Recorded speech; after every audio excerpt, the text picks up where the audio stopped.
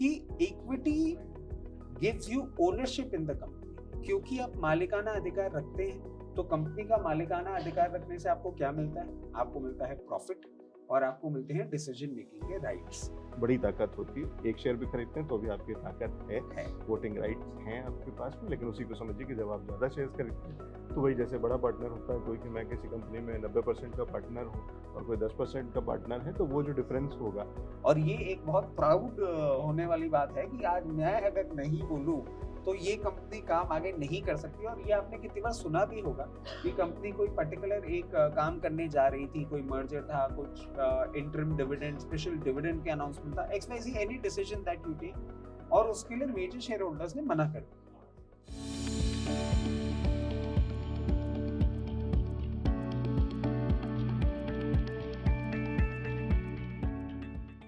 नमस्कार, स्वागत है आपका इंडिया न्यूज़ बिज़नेस में। आप देख रहे हैं पर्सनल फाइनेंस की मास्टर क्लास विद रचित खंडेलवाल। खास मेहमान हमारे साथ में आ चुके हैं। हमारे साथ में है रचित खंडेलवाल जी। रचित सर, बहुत-बहुत स्वागत है शो पे। नमस्कार साहब, सभी दर्शकों को नमस्कार, and as always thank you for having me here. Thank you for joining us. और रचित जी के साथ में हम ये खास सीरीज़ कर रहे हैं, जहाँ समझने की कोशिश करते हैं कि पैसे को कैसे बचाना है, पूँजी को कैसे बढ़ाना है और किस तरीके से अपने पैसे को मैनेज करके उसको बढ़ाते-सँभालते हुए आप फाइनेंशियली ग्रो कर सकते हैं। ये जो वेल्थ की जो हेल्थ है, उसको कैसे सँभाला जाए, उस पे हम ये चर्चा कर रहे हैं। और अभी हमने पिछले एपिसोड में सीखा था इन्वेस्टमेंट्स किस-किस तरीके के होते हैं। तो इन्वेस्टमेंट्स के क्लासिफिकेशन ब्रॉडली हमने समझ लिए थे। अब उसकी डेप्थ में चलते हैं, आगे चलते हैं। तो आज हम किस तरीके के इन्वेस्टमेंट की बात करने जा रहे हैं? सर आज हम एटलीस्ट मेरे तो फेवरेट सब्जेक्ट की बात करने जा रहे हैं, और ये एक पर्टिकुलर ऐसा सब्जेक्ट है जिसके बारे में मैं आपको बताऊं मेरे लिए फेवरेट क्यों है। क्योंकि आई बिलीव जब क्लास 8th 9th में था तब से मुझे इक्विटी बहुत ज्यादा फैसिनेट करती आई है, इसकी वर्किंग बहुत ज्यादा फैसिनेट करती आई है। और जब मैंने बहुत इनिशियली इसके बारे में जाना था तो मुझे किसी बड़े बुजुर्ग ने ये बोल दिया था कि इक्विटी आपको मालिकाना अधिकार दे देती है। और अब बाद में समझ में आ रहा है कि वो कितनी परसेंटेज टर्म्स में देती है। But any how, equity is one fascinating world जिसके बारे में आज हम बात करने जा रहे हैं। इक्विटी यानी शेयर्स, जो आम बोलचाल की भाषा में हम शेयर्स की बात करते हैं, शेयर मार्केट की बात करते हैं। आज हम उस तरीके के निवेश की किस तरीके से आप शेयर्स में इन्वेस्टमेंट कर सकते हैं, इक्विटी में निवेश कर सकते हैं और क्या होता है, क्या खास बात है इसके अंदर में। और शेयर्स लोगों का आजकल वैसे भी बहुत ही हॉट फेवरेट टॉपिक हो रखा है, तो इसको समझना और अच्छा रहेगा क्योंकि इस एपिसोड के माध्यम से हम समझ सकेंगे कि उसके अंदर में डिटेल्स क्या है। बिल्कुल। हम ये तो ब्रॉडली जानते हैं, शेयर्स खरीद लिए, शेयर मार्केट में इन्वेस्ट कर दिया। लेकिन वहाँ हो क्या रहा है, इन डेप्थ चीज़ें किस तरीके से काम करती हैं? बताइए सर, शेयर्स कैसे होते हैं, क्या होते हैं? देखिए, इन्वेस्टमेंट तो आई बिलीव हमारे मेजॉरिटी दर्शक कर ही रहे हैं, इसीलिए वो इंडिया न्यूज़ बिज़नेस के साथ जुड़े हुए हैं। मगर इसमें एक और सबसे बड़ी परेशानी ये है, और ये यूजुअली जब हम क्लाइंट इंटरैक्शन करते हैं या आपकी कॉन्क्लेव या कहीं समिट में जाते हैं और तब बातें करते हैं, तो हमको पता लगता है कुछ बेसिक्स क्लियर नहीं है। तो आज हम सिर्फ बेसिक्स की बात कर रहे हैं, और आई एम प्रीटी श्योर ये बेसिक्स बहुत लोगों को जो बीसियों साल से इन्वेस्ट कर रहे हैं उनको भी नहीं पता होगा। तो आप ऐसे समझें कि equity gives you ownership in the company. आप चाहे 0.0001% ही ओनर बन रहे हैं, बट इक्विटी आपको ओनरशिप राइट तो देती ही देती है। लेजिट तरीके से यू बिकम उस पर्टिकुलर ट्रेंच के, उस पर्टिकुलर नंबर ऑफ शेयर्स के इन परसेंटेज फॉर्म आप उस कंपनी के ओनर तो बनते ही बनते हैं। और ये किसी ब्रोकरेज हाउस का एक एड भी है जो बहुत आजकल चल रहा है कि एक फ्रेंड को जॉब ऑफर मिल रहा है, एक फ्रेंड VP बन रहा है, बोलता है अच्छा तुम लोग भी मेरे लिए काम करते हो क्योंकि मैं इक्विटी में इन्वेस्ट करता हूँ। हुँ। And that is for real, one way और दी अदर। इक्विटी का सबसे बड़ा अच्छी बात मान लीजिए, अगर आप समझें इसको, ये आपको एक कंपनी के मालिकाना अधिकार तो देती ही देती है। तो ये एक बेसिक हो गया कि equity gives you the ownership right. और ये आपको, क्योंकि आप मालिकाना अधिकार रखते हैं तो कंपनी का मालिकाना अधिकार रखने से आपको क्या मिलता है? आपको मिलता है प्रॉफिट और आपको मिलते हैं डिसीजन मेकिंग के राइट्स। वो भी उसी परसेंटेज में मिलते हैं। मगर आप इसको ऐसे समझें कि किसी कंपनी में आपको इंटरेस्ट है और उस कंपनी के आपको प्रोमोटर्स के बारे में सही से पता लग गया है, वर्किंग के बारे में आप समझ गए हैं, आपकी स्टडी प्रॉपर हो गई है, और आप साल दर साल, महीने दर महीने जब भी आपके पास सरप्लस आता है आप उसे इन्वेस्ट करते रहते हैं, करते रहते हैं, करते रहते हैं। तो एक टाइम ज़रूर ऐसा हो सकता है, मतलब I am not trying to sell any dream, but हो सकता है आप 1 डेढ़ परसेंट 2% के भी अगर स्टेक होल्डर बन जाते हैं उस कंपनी में, तो आपकी एक वैल्यू होने लग जाती है उस कंपनी के अंदर, which is a very distinct dream that I am talking about, but हाँ, ऐसा होता है। तो इक्विटी को आप ऐसे समझ सकते हैं, एक तो मालिकाना अधिकार दिया गया है, आपको प्रॉफिट शेयरिंग भी मिलेगी और आपको वोटिंग राइट्स भी मिलेंगे। ठीक है, तो आप उसके अंदर में हिस्सेदार हो गए हैं उस कंपनी के अंदर में। तो जैसे हम अपनी कंपनी शुरू करते हैं, उसके अंदर में पार्टनर होते हैं, 2 लोग मिलते हैं, आधा-आधा का है तो 50-50% पार्टनरशिप है, 4 लोग मिले, 20 अगर सब बराबर से कर रहे हैं, एक तरीके से मान लीजिए।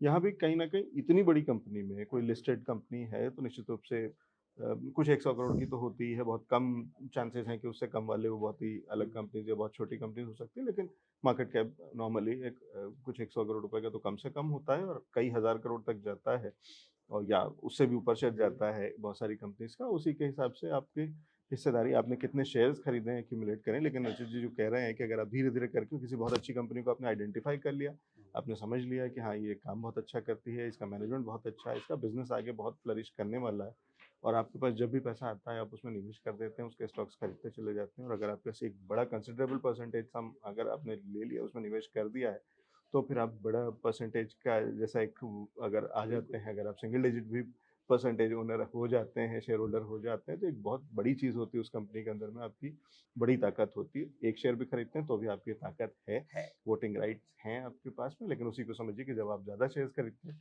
तो वही जैसे बड़ा पार्टनर होता है कोई कि मैं किसी कंपनी में 90% का पार्टनर हूँ और कोई 10% का पार्टनर है, तो वो जो डिफरेंस होगा 51 और 51 से कम 49 तक में तो डिफरेंस आ जाता है कि कौन उस कंपनी को मालिक। चलाएगा और 51% वाले के हाथ में ज़्यादा पावर्स हो जाते हैं क्योंकि फिर वही पूरा मैनेजमेंट और वो वाली सारी चीज़ें, सीईओ कौन होगा वो तय करता है। उसी तरीके से यहाँ पे भी है, लेकिन 1% भी एक बहुत बड़ा परसेंटेज हो जाता है बड़ी लिस्टेड बहुत बड़ा। कंपनी के और अगर बहुत अच्छी कंपनी के साथ में है तो निश्चित रूप से आपको उसके बहुत सारे फ़ायदे मिल सकते हैं, अदर देन फॉर जो सिंपल हाँ, आपके इन्वेस्टमेंट रिटर्न। की ग्रोथ है, वो तो है ही है। बिल्कुल। उससे तो कोई वो नहीं, लेकिन वही है कि एक अच्छा स्टॉक अच्छी कंपनी के अंदर में आपको होना होता है। बढ़िया है। इसमें सर एक और चीज मैं ऐड करता हूँ, again something as per my fascination that I have seen. जब बहुत इनिशियल डे से मैंने अपना करियर चालू किया था और मैं कुछ लोगों से मिलता था जो बिग चंक इन्वेस्टर्स जिनको बोलते हैं, जो डेसिमल पॉइंट्स में भी इन्वेस्ट करते थे। उनके इन्वेस्टमेंट की स्टोरी मैं सुनता था कि वो बताते थे कि ये जो मर्सिडीज बाहर खड़ी हुई है मुझे सिप्ला ने दिलाई है। मतलब उनका डिविडेंड पेमेंट ही इतना बड़ा आ जाता था। ये फलां जगह का जो फ्लैट है ये मुझे एल&टी ने दिलाया है और मेरी बेटी की शादी तो यूनिटेक ने ही करवा दी। सो देयर आर पीपल, मतलब I am pretty sure there are people who come across such kind of things, that ऐसे इस तरीके के इन्वेस्टमेंट्स लोग करते रहते हैं और इस तरीके का रिटर्न उनको मिलता भी है। अब सर इसमें एक और देखने वाली बात क्या है कि इसको आप चाहे पॉजिटिव बोले चाहे नेगेटिव बोले, सबसे बड़ा डिफरेंस इक्विटी ओनर के साथ एक ही प्रॉब्लम होती है कि you are always the owner of residual share of the company. अब ये कैसे? मान लीजिए आपकी कंपनी ने प्रॉफिट किया, आपकी कंपनी के प्रॉफिट के बाद वो डेट मार्केट में जो उनको सर्विंग करनी है, बैंक्स का जो सर्विंग करनी है, टैक्सेशन के जो पैसे देने हैं, डायरेक्टर्स की और स्टाफ की जो सैलरी देनी है और कुछ एक जगह जो भी एक्स वाई जेड पेमेंट्स करने हैं, वो पेमेंट करने के बाद अगर कुछ प्रॉफिट बचता है, तो वही आता है आपके पास in the form of dividend. इसमें मगर एक और चीज देखिए कि यूजुअली ये एक मार्केट एनालिसिस का भी बहुत इंपॉर्टेंट पार्ट होता है कि जो कंपनीज डिविडेंड यील्ड बहुत अच्छा दे रही होती है, मतलब उनका प्रॉफिट्स अच्छे हैं तभी वो डिविडेंड यील्ड दे रही है। मतलब वो कंपनी अपने डायरेक्टर्स को, प्रमोटर्स को, अपने डेट जिन्होंने दे रखा है या बैंक्स को, गवर्नमेंट के टैक्स वैक्स चुकाने के बाद, सब कुछ करने के बाद भी अगर आपके पास डिविडेंड लेकर आ रही है तो company is making decent amount of profits. इसके साथ साथ ही आप देखें एक और प्रॉब्लम होती है कि जैसे मैंने कहा कि रेसिडुअल ओनरशिप ही होती है। मान लीजिए खुदा ना खास्ता कंपनी लिक्विडेशन पे जा रही है, लिक्विडेशन पे जब जाती है मतलब आपकी कंपनी बंद होने जा रही है, जिसमें आपका सीधा सीधा हाथ भी नहीं है, तो उसमें प्रॉब्लम क्या हो जाती है कि जब सब पेमेंट हो जाते हैं, सारा डेट मार्केट को दे दिया, गवर्नमेंट को दे दिया, बैंक्स का पेमेंट हो गया, एम्प्लॉइज की सैलरीज, प्रमोटर जो डायरेक्टर्स हैं उनकी सैलरी सब देने के बाद अगर कुछ पैसा बचता है तो वो आपके पास आता है और वो एक ऐसे किस्म का एक्सीडेंट होता है जो कि नहीं चाहूंगा मैं आपके साथ हो, क्योंकि वो तभी होता है जब कंपनी लॉस मेकिंग हो जाती है एंड इन दैट केस आपके पास बहुत कम पैसा आता है। तो ये एक चीज है, ये एक लिमिटेशन है जो हमें इक्विटी मार्केट के बारे में हमेशा ये एक चैलेंज है क्योंकि रेसिडुअल जिसको कह रहे हैं यानी पहले बड़े शेयर होल्डर्स होंगे, प्रोमोटर्स होंगे, उनका तो ठीक है कि उनका रिस्क भी बड़ा है, लेकिन कहीं न कहीं उनके पास और भी बीच के कुछ रास्ते होते हैं, तो वो एक चीज़ें हैं या उनके वो वाले पर्क्स भी होते हैं क्योंकि जब वो उस लेवल के होते हैं जहाँ पे तो उनको हो सकता है उनकी सैलरीज़ हों, उनके कुछ और खर्चे हों, जो कि कंपनीज़ उठाती हैं या वहाँ पे तो वो फ़ायदे रहते हैं। लेकिन जब नुकसान होता है तो ज़्यादा नुकसान नीचे छोटे निवेशकों का होता है कह सकते हैं, तो वो भी एक चैलेंज है लेकिन this is how it it works. Works. बिल्कुल। इसके साथ-साथ सर एक और चीज़ है, और बहुत सारे ऐसे हमारे दर्शक होंगे जिनके पास पहले तो क्या है, हम लोग के पास बैलेट पेपर आते थे। आजकल मेल पे आता है सब कुछ। वोटिंग राइट्स होते हैं। तो वोटिंग राइट्स क्या होते हैं सर, जब भी कंपनी कोई एक्विजिशन का, कोई मर्जर का या एक्स-वाई-ज़ेड कोई बहुत ही बड़ा अगर चेंज लेकर आ रही होती है अपने वर्किंग में, तो इक्विटी शेयर होल्डर से भी उसको कंफर्मेशन चाहिए होता है कि आप इस बात में वोट करें। आप अगर इस हमारे डिसीजन के फेवर में है तो बताएं, अगर फेवर में नहीं है तो भी बताएं। तो you are also one of the most important decision maker in the business of that company. और ये एक बहुत प्राउड होने वाली बात है कि आज मैं अगर नहीं बोलूं तो ये कंपनी काम आगे नहीं कर सकती। और ये आपने कितनी बार सुना भी होगा कि कंपनी कोई पर्टिकुलर एक काम करने जा रही थी, कोई मर्जर था, कुछ इंटरिम डिविडेंड, स्पेशल डिविडेंड के अनाउंसमेंट था, X Y Z any decision that you take, और उसके लिए मेजर शेयर होल्डर्स ने मना कर दिया। वो बात ज़रूर है कि स्टॉक प्राइस में आपको करेक्शन देखने को मिल जाएगा, बट आप देखिए कि शेयर होल्डर्स की वैल्यू कितनी होती है कि अगर उनका नेगेटिव वोटिंग आ गई तो कंपनी जिस डायरेक्शन में जा रही थी उस डायरेक्शन में नहीं जा पाएगी, और जिस डायरेक्शन के लिए पैसा दिया गया था उसी डायरेक्शन में काम करना पड़ेगा। तो आपको अपनी मालिकाना अधिकार जब एग्जीक्यूट करने का मौका मिले, बिल्कुल पढ़े उसके बारे में और समझे। जैसे आपका एक वोट देश बदल सकता है, वैसे ही आपका एक वोट उस कंपनी का डायरेक्शन भी बदल सकता है। और ये बड़ा एक अपने आप में एक कितना एम्पावरिंग चीज़ है कि आप एक शेयर भाई भले खरीदा है आपने, लेकिन आप उस कंपनी के बड़े मेजर डिसीजंस के अंदर में आप कहीं न कहीं डिसीजन मेकिंग का आपके पास ताकत होती है कि आप वो एक वोट दे करके आप उसको किसी डिसीजन को सही या गलत मतलब ओके या नॉट ओके कर सकते हैं और वो बड़ी एक एम्पावरिंग चीज़ है। जिस तरीके से हम देश में इलेक्शन में एक-एक वोट काउंट करता है वैसे वहाँ पे भी और इसीलिए शायद कई बार शेयर होल्डर्स या प्रमोटर्स जो हैं कोशिश ये करते हैं कि उनके पास ज़्यादा से ज़्यादा शेयर्स हों, जिससे कि ये पावर उनके पास रहे।